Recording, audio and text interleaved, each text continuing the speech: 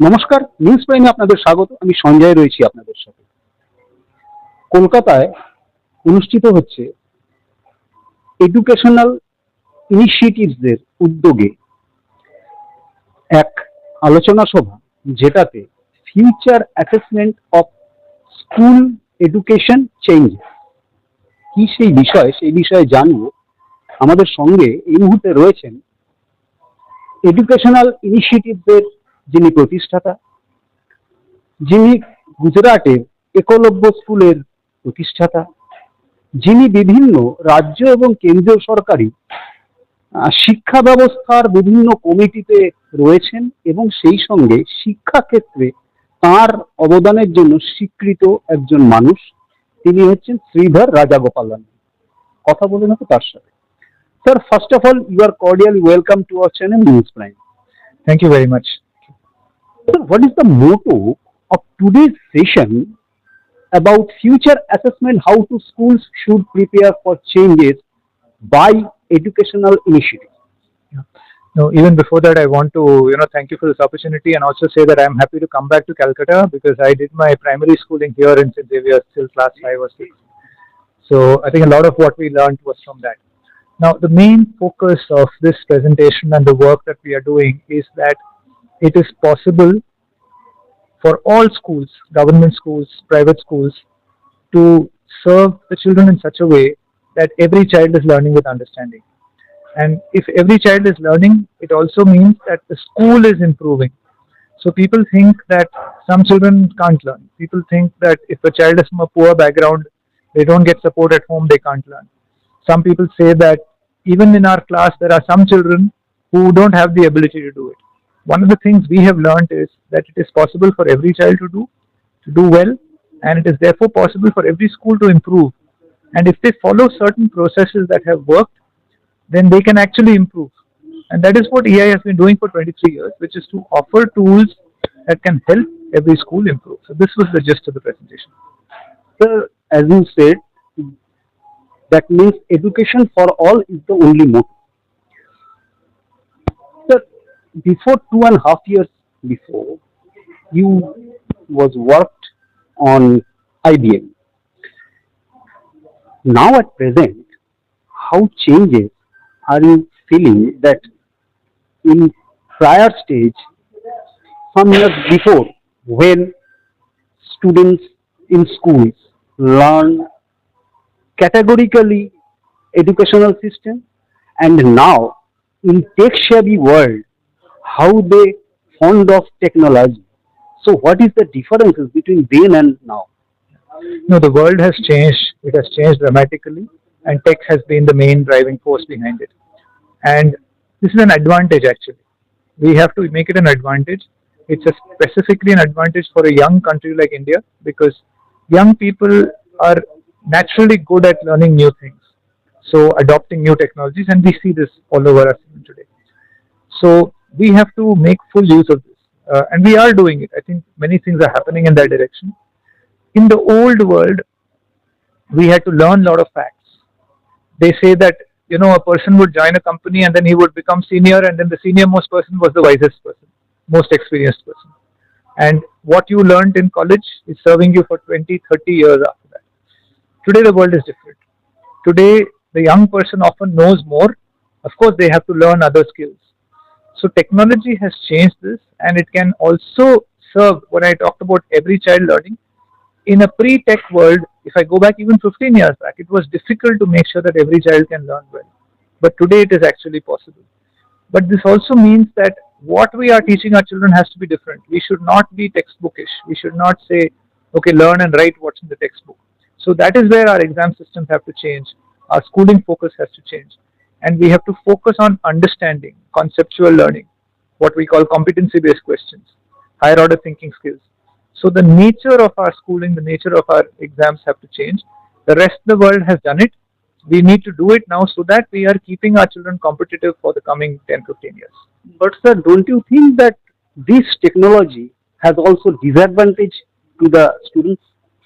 So there are things that you have to be careful about, right? If misused, if we become addicted to social media, if we allow social media. So in fact, the solution to social media, Yes, but the solution to misuse of social media is again critical thinking. What is critical thinking?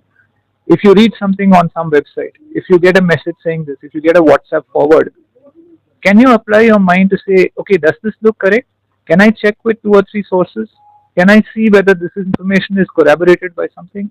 So that critical thinking is what will make a difference between using this as a tool versus becoming a slave to it, which can then be misused by other people.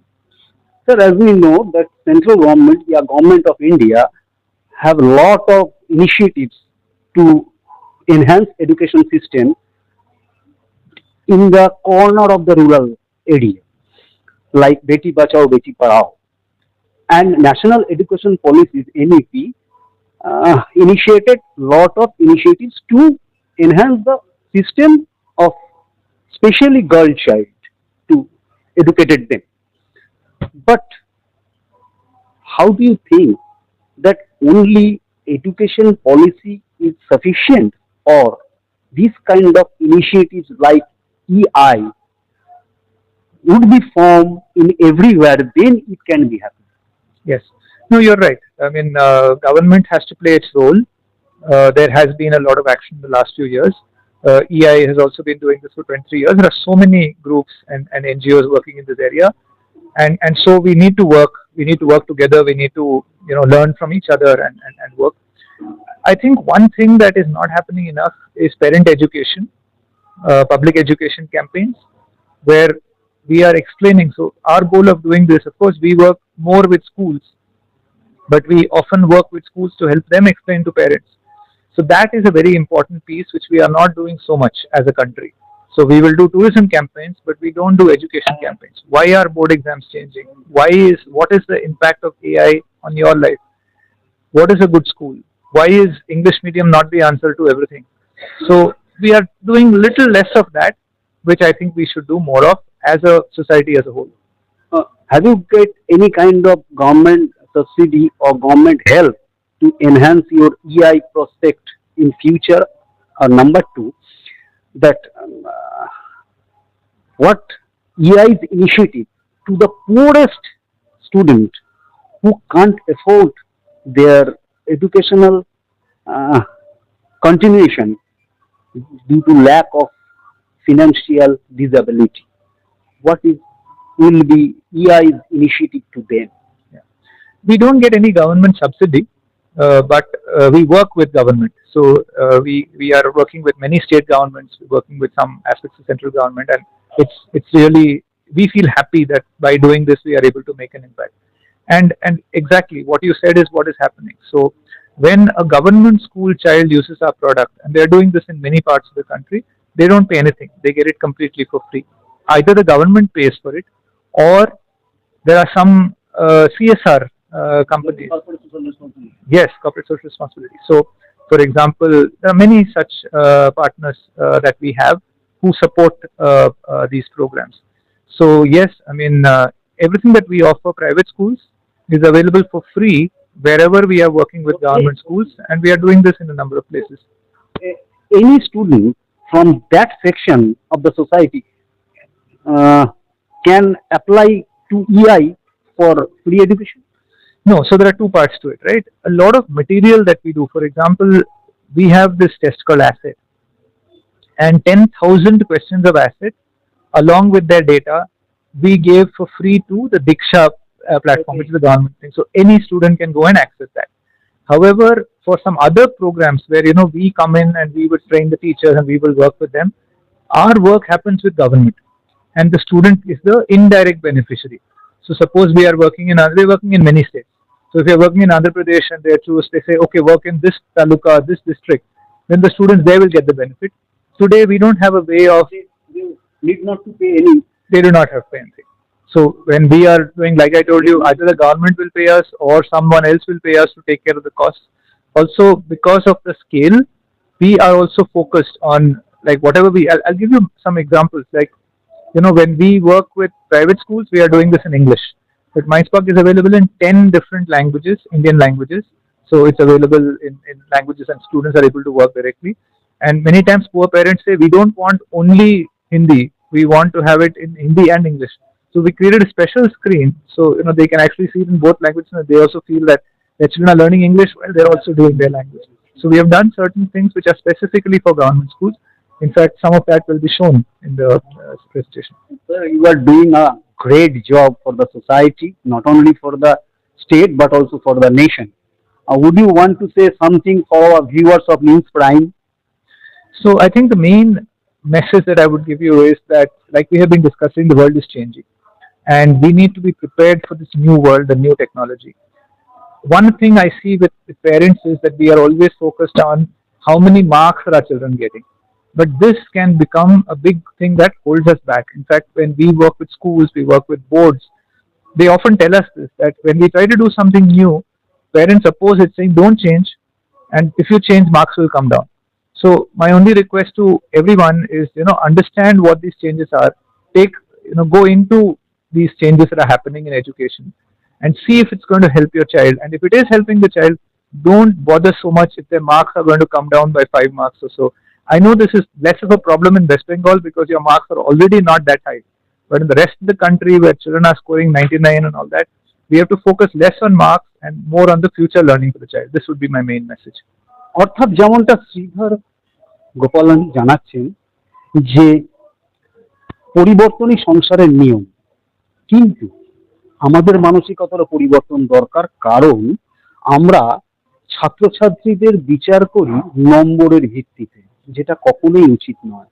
কারণ নম্বর তার কম হতে পারে, কিন্তু তার মধ্যে যদি humanity বেশি হয়, তার মধ্যে যদি বিহেভিয়ারাল স্ট্রাকচার ডেভেলপ করে, তার মধ্যে যদি টেকনোলজি গ্র্যাব করার ক্যাপাবিলিটি ডেভেলপ করে, এবং তার মধ্যে সবচেয়ে বড় কথা হচ্ছে ব্রেন ডেভেলপমেন্ট হয়, তাহলেই কিন্তু একটা দেশের বিকাশ হয়, রাজ্যের তথা দেশের বিকাশ হয়। কিন্তু আমরা সেই সংকীর্ণ মতবাদের মধ্যেই পড়ে রয়েছি যে কত নম্বর পেল। সবসময় বেশি নম্বর দিয়ে সবাইকে হয়তো ভালো বা খারাপ বিচার করা যায় না। কারণ এপিজে আব্দুল কালামও কিন্তু স্কুলের ফার্স্ট বয় ছিলেন। অর্থাৎ যেমনটা জানাচ্ছেন শ্রীধর রাজাগোপালন যে you should have to judge by their mental development, by their thinking capability development, by their judgmental development, not by their mark. Video journalist নিরার সাথে নিউজ প্রাইমের জন্য সঞ্জয় সাহা, কলকাতা।